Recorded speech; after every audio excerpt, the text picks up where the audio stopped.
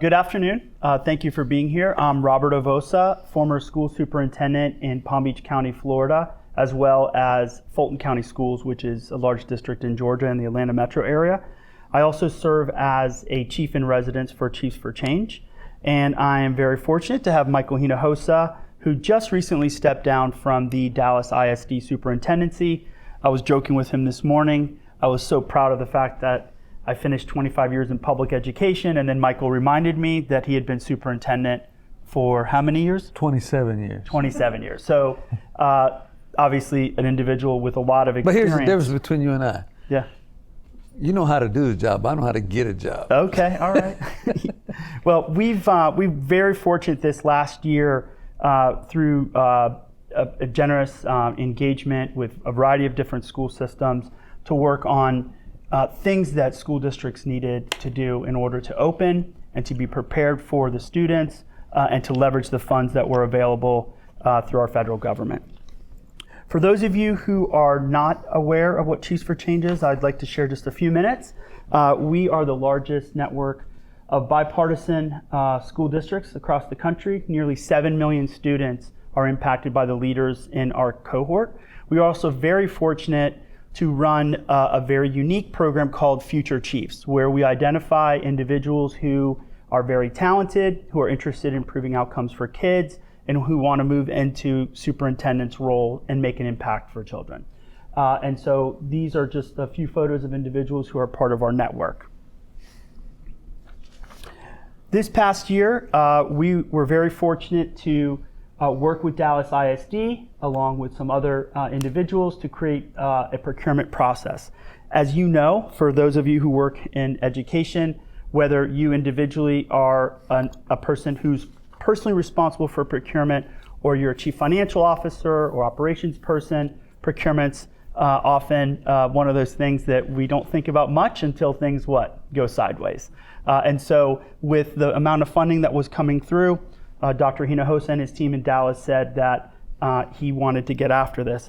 Before we get going, how many of you are either like a chief financial officer who's personally responsible for procurement or has a team member who's responsible for procurement? Are there any individuals here who are procurement officers? Okay, excellent, thank you. That just helps with a little bit of context. And so we know that if we want to make sure that procurement is working well, we've got to figure out first the context in which we're operating. So Michael, tell me a little bit about why procurement was something, when we asked you what are some of the projects that you'd like to work on, this came up. Well, this is a big issue for me. I was superintendent in Dallas for 13 years during 2 different terms.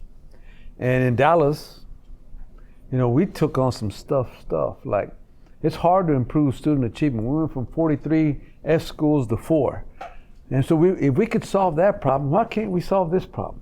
And we went from 7% of our students getting any kind of post-secondary credentials 6 years after high school to 10% of our graduating class with an associate's degree for free while they're still in high school. We solved those kinds of issues. But for some reason, we couldn't solve this issue. So I'm going to get a little graphic here, and I'm going to tell you the why and the what and the how real quickly here.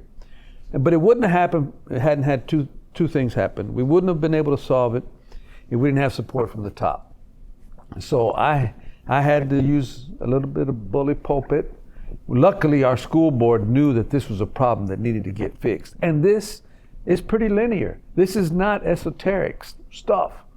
But when you find out why it was such a big issue, then you'll understand a little bit more. But I always argue that if you're working on something big, there are the 3 Ps. Before you get to the product, you need to involve the people who are the stakeholders, follow a process, and then you get your product. And we proved that we could not solve this by ourselves. We proved it for 13 years that we couldn't solve it by ourselves. So we were very fortunate that the chiefs asked me what was my pain point, and it was very easy answer. It was procurement. And then the fact that they got somebody, a partner, a third party. In fact, I went to the business community and said, I need someone to help me solve this problem. This is a process problem. And someone said, okay. And then we got a quote from one of these consulting firms, and it was going to be $6 million. I said, I can't even procure that. How am I going to pay him $6 million? I can't even procure that. So then the chiefs came to the rescue. Now let me tell you why it was such a mess. In the 1990s, Dallas had 5 superintendents in 5 years, and 1 went to federal prison because she was taking her card and she bought furniture for her pad. She was married to one of our police officers, but she was having a relationship with the chief financial officer, and so she had to have some furniture in her pad. And she drove in to the convocation on a bulldozer and said she was going to clean up the corruption in Dallas ISD, and 9 months later she's gone. She was at the prison. That's reason number 1. So hold on. So why does that matter, Michael? So you may, I guess at the time, had some sort of lax process, and therefore people were taking advantage of it. And well, you can't talk your way out of things you behave yourself into. So once you do something bad, then for every action there's an adverse reaction. So people go from one side to the other side. But they didn't do it quickly enough. In 2005, I get hired as superintendent of Dallas the first time. Our IT guy had been given 3 fishing boats by a vendor, and he had them in Key West. And when I took over the job, I said, I'm suspending the guy because the Dallas Morning News was doing an expose on him. And my chief business officer, who had just been interim superintendent, said, you can't do that. They're making this stuff up. I said, the heck I can. He's suspended, and he goes to prison for 5 years. That's episode 2. Episode 3, shortly thereafter, the Morning News is doing another expose. And we have no controls on our procurement cards. And in fact, one of the secretaries in the superintendent's office was buying Louis Vuitton purses with their district procurement card. So that's why and then everybody that got hired as the head of procurement got fired. And I had one competent one, but he made a mistake and it was not forgivable.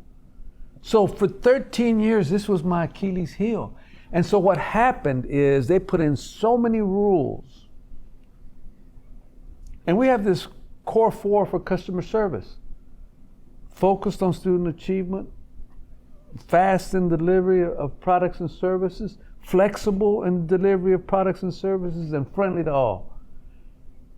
All of my other divisions accepted it except procurement because they did not want to be in fact, we had a great deputy executive director in procurement, African-American female who was trained as an attorney. We begged her to apply for the job. She goes, I'm not applying for the job. I don't want to be those people that go. So this was a hot mess. So that's why it was the last bastion. Out of all the things that we took care of in Dallas, this one was still on my watch in my 13th year. And if it hadn't have been for you guys, I mean, I'm sure you've been a superintendent twice in big systems. Yeah. You've had some issues I have. And so what we see is that there's an overcorrection, right? So you have too many lax programs and processes. People take advantage of it. There's an outcry from the community. You wind up overcorrecting. Now it's so rigid that to buy a $500 product for a teacher takes 6 weeks, right? And then people say, why are we going so slow? And in fact, instead of saying thank you, they say it's about time. Right, so it's hard to please people if we're not doing so quickly. So part of this was ensuring that we went and fully understood the context in the district. And the first part of that is to conduct a broad assessment of what's happening in the current system. And so we were able to go spend some time talking with the end users, as you might imagine, the teachers, the principals, central office folks, who really were struggling with trying to figure out a way to procure the services and products that they needed, but wanted to do so in a way that was safe and make sure that, as Michael said colorfully, that people took advantage of it and did some really bad things that brought Have you had something right bad here, though, situations. as you're setting this up too, though? The head of procurement was very defensive. His boss was defensive. And then the other chiefs were mad that they were involved in the process. So how are we going to fix it if we don't have the people who are involved in it Yep. at the table? So we had to first overcome that because there was a lot of skepticism. Yep. And so what we wanted to do, because we considered it a bit of a sprint, we wanted to be able to get this finished so that as they started looking at all the investments, they had a pipeline of initiatives that needed to be funded with the ESSER funding. Michael, how much was the funding that you all had available in that third batch? We probably had $78 million available. Okay. So that was in that piece. There was several hundred million as well that was part of the absolute last investment. As many of you are in districts, depending on how big you are and how impoverished you are, those funding fluctuate. And so we wanted to be able to make it so that they can get these dollars in the hands of children who were behind. I think COVID washed away upwards of 6, 7, 10 years of progress across the state of Texas. Yeah, it did. But And then you guys came back, but I'm just saying that first year or two. It did. But we did some very innovative things with the money. But we were very concerned that if we're going to procure these services, for example, we did away with suspensions and we had reset centers instead of in-school suspension. And we had to go out and procure, instead of having desks, like you sit in death row, we bought social emotional learning, Furniture, bean bags, Yep. the whole thing. And so how do you get that stuff in the hands of people that want to execute on the plan? Yep. And people were very frustrated they couldn't move quickly. So the third one is standing up a procurement performance tracking system, develop detailed initiatives for the charters and assign owners with deliverables and timelines. And then the fifth one, establish a governance structure for holding initiative owners accountable. So let's dig a little bit deeper into how this was done. So to conduct a broad assessment and develop accurate process maps, we spent a lot of time really just watching people work and trying to understand what problems they were facing and how we might go about solving them. Michael, just give me an example of the things that would drive you or your principals crazy in terms of, hey, we want to get this done. How do I become a vendor? Are we working with our MWE program and trying to get more local people involved? Yeah, in fact, it got so bad that I had to remove MWBE, Minority Women Business Enterprise, and have it report to a special projects person that reported to my chief of staff, because it became such a quagmire that they were all blaming each other for it. And the whole thing was about alacrity, speed of getting services to schools and departments and divisions. But I do want to brag on people that as we went going through this process, they started reporting to our senior team. And I met with my senior team 3 times a week. So they always had opportunities to come, and I saw the ice melting, the defensiveness of the procurement guy and his boss, because you had a lot of people, and now they saw success breeds success. When you can start seeing it, wait a minute, I'm not going to get fired, and maybe there is going to be a solution, I think people started coming around. But it was just the slowness in getting things to the end user that was really the biggest frustration.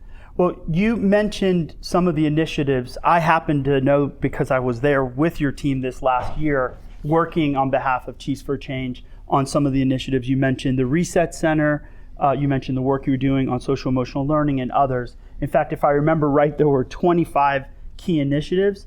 As you think about that, were those initiatives making a difference?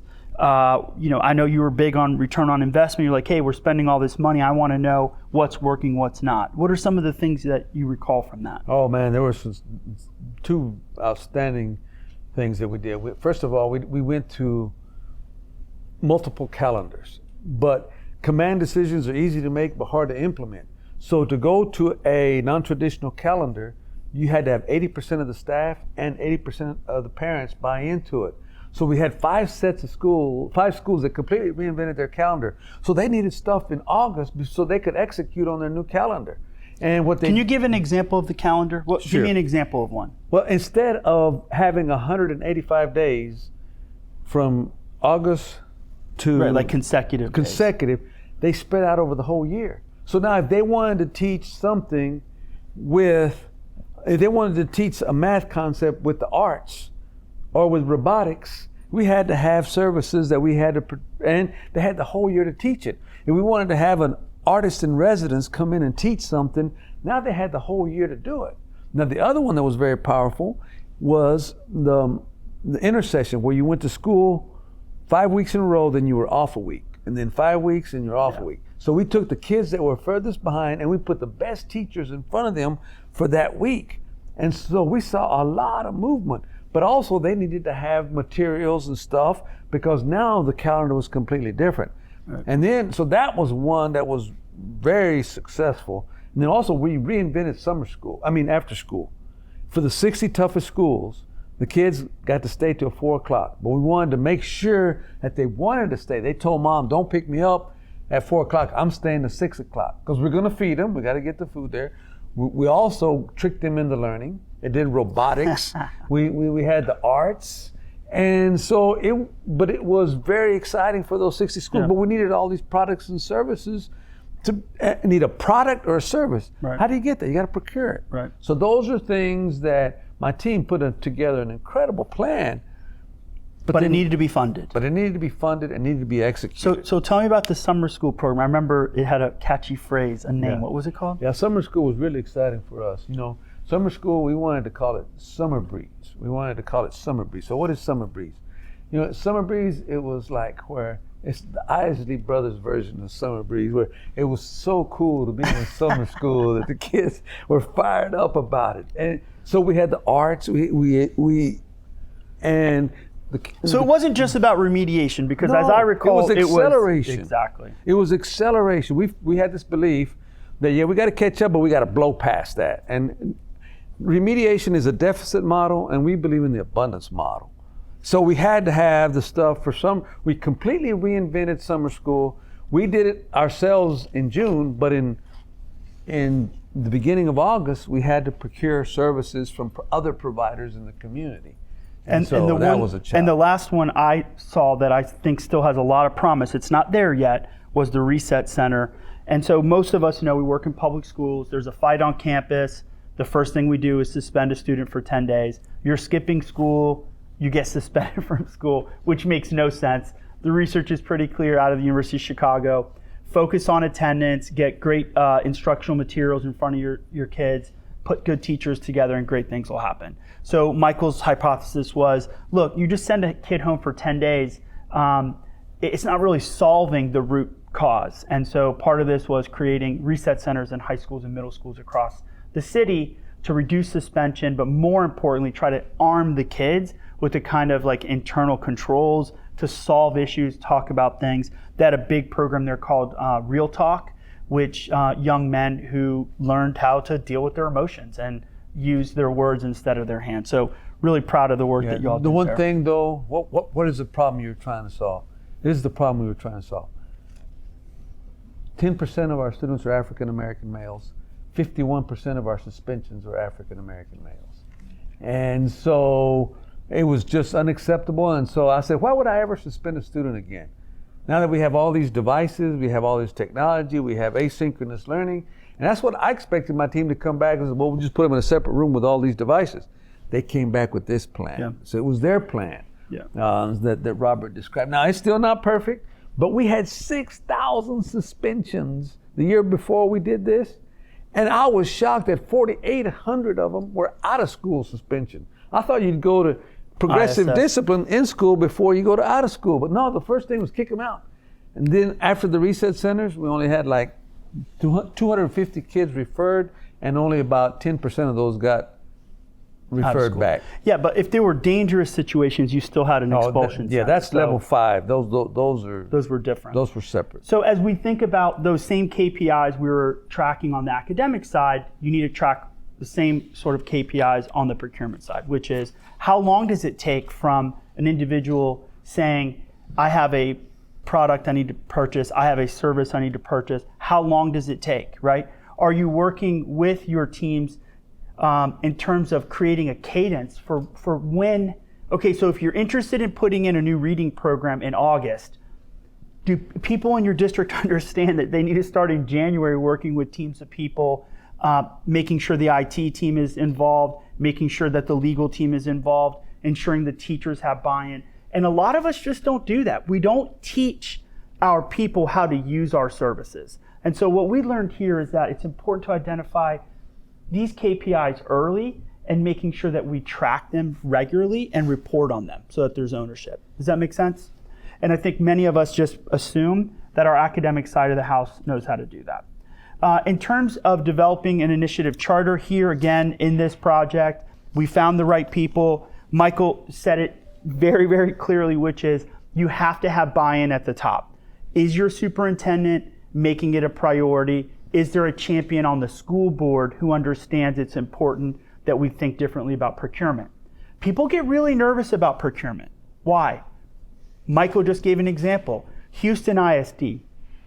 Just a couple years ago, they just walked some people out, the operations person who also was investigated by the FBI. This kind of stuff happens. So when you talk about streamlining, improving procurement, people get nervous, right? And say, well, why are you doing that? Well, you have to make a case for why that needs to occur. And so you have to have a superintendent and leadership that support it. And let me add something here, Robert. Technology can do so many things now, but people were so scared to trust the technology. There were steps that were totally obsolete, but because they were afraid of what could happen, they didn't trust the technology, and they had multiple approvals that were totally unnecessary. Right. It Redundant. Was CY8. The coat of arms in Dallas ISD used to be blame somebody else. So they had the CY8. That looks like a gang sign, man. What are you doing? And they're pointing at somebody else. They wouldn't accept responsibility. And so that was really important for us to go from a culture of entitlement to a culture of accountability. And I think you guys helped us get to the last thing under my watch. Well, we were happy to do that. Again, and then the last piece is this notion of establishing governance. And as Dr. Hinojosa said, this idea of accountability and ensuring that, as you create a project like this, there are milestones, there are deliverables. And, in this case, we were fortunate. You all didn't need to pay for this. Our work at Chiefs for Change and other individuals who helped us fund this project. But if you choose to go about doing a project like this, identifying it at much like you would an IT project, we've learned that that's really the best and most efficient way to manage it. So again, just in looking at this as a whole, we see that these are the 5 sort of steps that we believe with our partners that help Dallas get through this are really best practice around procurement. So what we'd like to do at this point, we don't have a lot of time, but we did want to open it up and see if there were any questions about sort of this notion of procurement, maybe some experiences that Michael's had over his 27 plus years as school superintendent. We're happy to take them and share a little bit about what we're learning. We're also really proud that this work is now publicly available. We're very fortunate that Chiefs for Change has put that out into the public domain, as well as lots of other incredible resources that are all free to you and your public school district. So feel free to go to Chiefs for Change website. There are even some academic resources that if you want to share with your school districts as you go back, take advantage of them. These are things that we've built for the public to open up public schools. Yeah, as people are thinking of questions, when you go through something like this, you got to understand as the leader, you're ahead of everybody else. And, first you're in anger, you're in denial, then you grieve, and then you finally accept. By the time you're at acceptance, people are still angry. And so you got to realize that that's where they're, and just the whole concept of the art of the possible. I was skeptical because we solved some huge problems in Dallas, but this one was nagging and we never could solve it until the end. And so I was really pleased. In fact, since I've left, I told my former chief of staff I was never going to speak to her after July the 1st because she wasn't my chief of staff, she was chief of staff for the district, and I've been good to my word. But I did text the business officer and said, so how do you feel about where you are right now? He goes, we're good. We finally got here. People are believing it. Now we're just executing it. So that makes me feel good that the new superintendent doesn't have to take this on. Yep. So you can focus on other things. Yeah, I didn't want to leave this lingering for her. That was the last thing that I had to put a bow on. I mean, there's still a lot of other challenges in Dallas, don't get me wrong. But this one I was glad to kind of see it. And I was skeptical, I promise you, until we got some momentum. Then I saw where we were going. And then I knew that people would get that same feeling after a while. That's awesome. Great. Well, we're happy to open up to any questions if there are any. So part of this, I think, goes back to a good old-fashioned leadership strategy around managing up, managing sideways, and managing down. So oftentimes, and I've been a cabinet member, I've been a director, I've served lots of roles in my 25-year career. And a lot of times we're kind of stuck in middle management. Even if you're a senior leader, it still feels like middle management. It's important that you get your CEO or school superintendent to understand what it is that you're dealing with, what you're facing as a procurement officer or chief financial officer, and then try to make a case for why it's critical that individuals understand the process, understand the calendaring, and try to find some time to get in front of the instructional leaders who actually use what it is that you've created, right?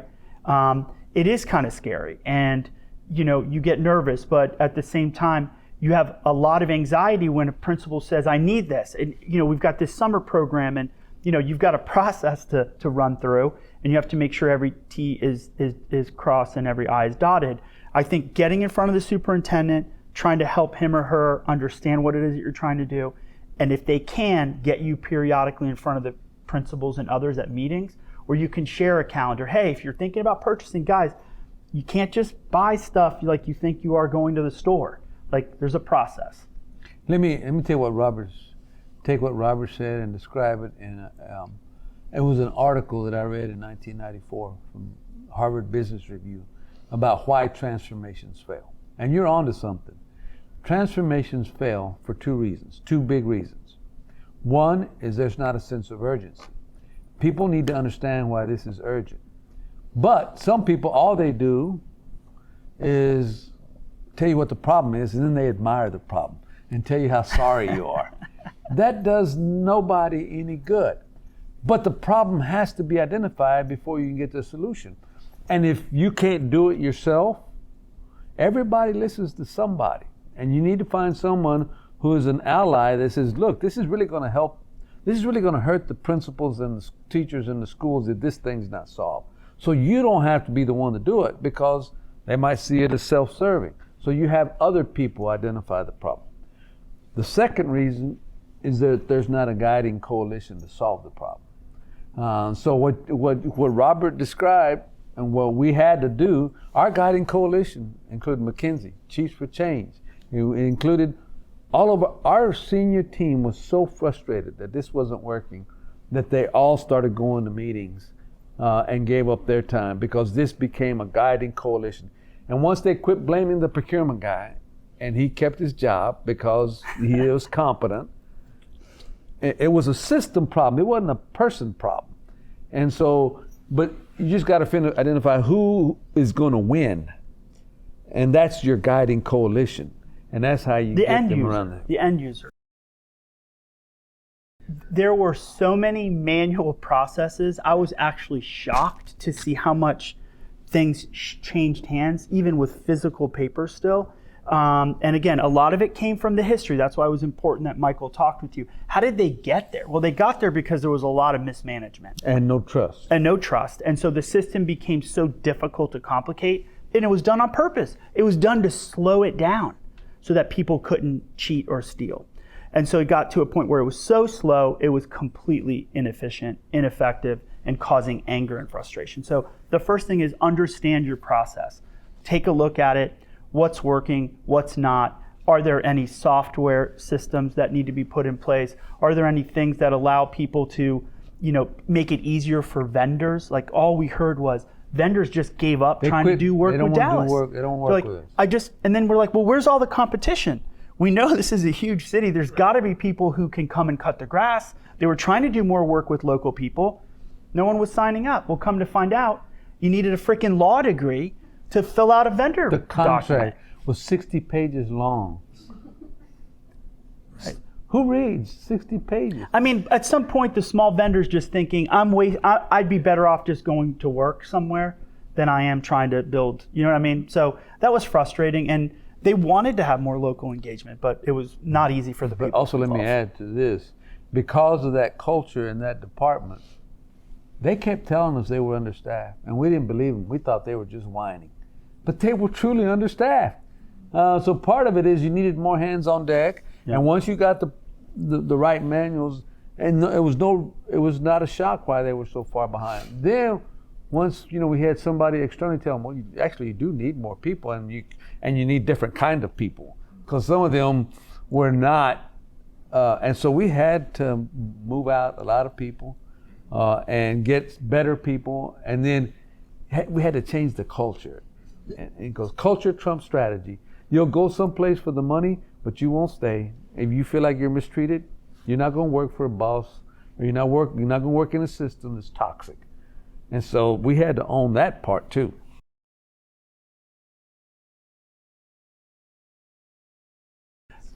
I think it is a pain point for sure. In Fulton County District at that time was 90,000 students. I had an incredibly talented CFO who's now retired named Robert Morales. And I was very frustrated by that exact thing, that my staff members who I issued directives on creating a K through 3 reading program, we budgeted $6 million, we put all the justifications in it, went to the school board, it was adopted, and then to your point, you go back and here we are again, right? So part of this is trying to understand the systems that you have in place, and are there software opportunities working with partners to develop systems that allow those things to flow seamlessly through your system. We worked with a vendor to help us customize a process that flowed into procurement, so that essentially we were creating almost an RFP-like system from the budget. It wasn't complete though, because we still needed to get teacher input and others and scoring rubrics, but a good portion of it was. So that's the other mistake we would make is that we would approve like 6 different people for a contract. We'd only hire one of them, and all 6 thought they were going to get services, and we weren't clear on how we communicated to them, and it created a lot of frustration. And that's why people say, well, okay, first of all, it's so hard to get approved, and now that I get approved, I sit on the bench. Yeah. And people say, I'm not doing that. I'll go to a smaller district. Forget that. One of my degrees is in bracketology, another one is in organizational theory and design. Not really, but I like to say that. But this has always been a tough issue for me. And in fact, I didn't move MWBE out of procurement, which is in finance, because I thought they should be over it to make sure that they had the proper controls in it. And the board and the minority community, everybody wanted me to pull them out of there so they could function. So I finally did it, and I wish I'd have done it a lot earlier. And I just put someone who would be their champion. Of course, they have to work together. They still have to work on all that stuff. So sometimes common sense will make you not make a decision. Every situation is unique. And so I really don't have a specific answer, but I think what you need to figure out is how can the end user, once I did that, once I realized, okay, the end users are the ones that are angry, and so is the board. So once I came up with a separate solution, then that went away, and then we finally were able to get some solutions for them. So I would say the first thing I would do is hold a series of small chats or forums where you bring in a few principals, bring in a few people who use your system, who manage the system, and try to understand what the current condition is first. Also, don't forget, go to the website and download these documents. There's a lot of good information there for you to use as well. But what I learned during this process and helping Michael and the team is that understanding the current context is the absolute first priority. Where it is in the organization matters some, but before you start making changes and making tweaks to process, understand what your current context is first. Set it, and when you understand the KPIs and the results that you have, start setting some goals for improvement in the areas that they say are a problem. I can answer that question because I ran one for a while. And in fact, one of our only good division was procurement. That's the only time I've had good procurements in other systems. But who their customer is certainly the smaller districts, because they can get economy of scale. So I was the executive director of the Region 19 Education Service Center in El Paso, Texas. The big 3 districts, they didn't use us, which was Socorro had 40,000 students, Isleta had 40,000, and El Paso had 50,000. Who couldn't live without us were the little ones that had less than 1,000 students, who also used us a lot for economy of scale, were like the mid-sized districts between 1,000 and 10,000. Those are the districts that really benefited from regional service centers. Now, you also, whenever you're dealing with something big like this, there's always 3 answers to the question.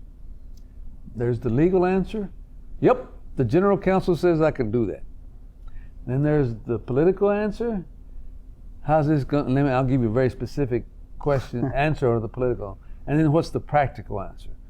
So my board, because they were the mod squad, 3 black, 3 brown, 3 white. And they watched every job and contract. I worried about the kids. They worried about the adults.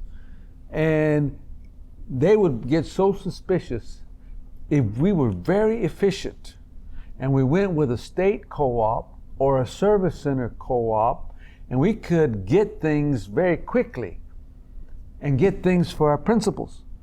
But then the poor procurement guy and deputy of business, and even like the program manager, whether it was for pre-K or whoever it was, they would get grilled because each board member had 2 10-minute rounds about how many minorities are on your, why didn't you hire MWBE for this job? And that created another level of complexity. It was totally legal and it was totally practical, but politically, in an urban setting, it didn't fly. I never faced that in the suburbs. I was a suburban superintendent 3 times. I never had to deal with that. But in the urban center, you're going to deal with that. And just to give you a Florida context, Florida, having run Palm Beach County, if Miami-Dade had negotiated a contract with the company, I could do what's called a piggyback. And again, there were times that there was no issue. That there were other times where, it made not as much political sense to the community. And so you'd have to work with your school board and governance teams. But those piggyback contracts really work well when you know the system that negotiated the contract. So like I knew that if Miami had negotiated the contract, I felt very confident, where if it was another district, I probably could have gotten a better price or a better condition. And so, context matters. So, awesome. Well, everyone, thank you so much for being here. Dr. Hinojosa, thanks for your time. Bet. Enjoyed it. And wanted to thank Chiefs for Change. How can you enjoy procurement? But I did. Well, it's because it went your way. It went well. So don't forget, if you want to take a look at the tool, go to Chiefs for Change and feel free to download that and any other tools that we created. So thank you so much.